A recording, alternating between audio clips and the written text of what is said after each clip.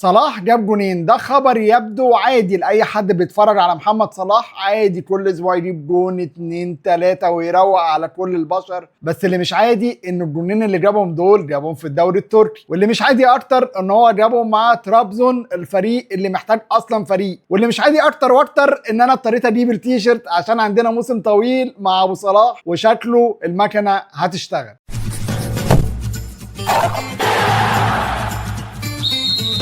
صلاح سجل هدفين واتلغى له كمان هدفين، بس السؤال المهم صلاح لو ما جابش مين هيجيب؟ لغايه دلوقتي هم جمعوا 4 نقط، اتعادلوا ماتش وكسبوا اخر ماتش قدام باكشير. صلاح جاب جونين، وترابزون احنا بنقول ان الفرقه دي محتاجه فرقه، الكلام دوت مش كلام يعني بنقول بيه اي حاجه وخلاص. هم الموسم اللي فات خلصوا ثالث دوري ب 69 نقطه، كانوا على بعد 8 نقط بس من البطل. يبدو رقم كويس، ولكن هجوميا كانوا مسجلين 61 هدف بس. جلاتا سراي وفنربخشة كل واحد فيهم كان 77 جون. دفاعيا ترابزون سبورت استقبل 39 جون قدام 30 جون لجلاتا سراي اللي هو كسب الدوري. القيمه السوقيه لترابزون سبورت كله على بعضه 168 مليون يورو، من ضمنهم صلاح قدام 345 مليون يورو و306 مليون يورو لجلاتا سراي وفنربخشة. ابتدوا يعملوا صفقات وجابوا فابينيو اللي طبعا لعيب ليفربول اللي قبل كده ولعيب اتحاد جده اللي كان بيلعب في السعوديه، اللعيب البرازيلي. وديت المفروض جابوه طبعا في فري ترانسفير، والمفروض ان هو يدي يعني ثقل في نص الملعب، لان هم خسروا في الماتش بتاع ملحق الدوري الاوروبي 1-0. وطبعا وجود ترابزون سبور في الدوري الاوروبي مهم لصلاح عشان يبتدي ان هو يحقق ارقام كويسه، ومهم ليهم كمان على المستوى التسويقي، لان هم لو خسروا الماتش الجاي ولا تعادلوا هيبقوا باي باي. فالفكره ان هو هل صلاح هيقدر ياخد الفرقه دي ويزق ويكمل بيها لقدام، ولا هنفضل كل ماتش نقول يا رب صلاح يجيب جون، يا رب صلاح يعمل اسيست، يا رب صلاح ما يبطلش كوره هناك؟ قولوا لي رايكم في الكومنتات، هل صلاح يقدر ولا مش لوحده؟ ما بالعقل كده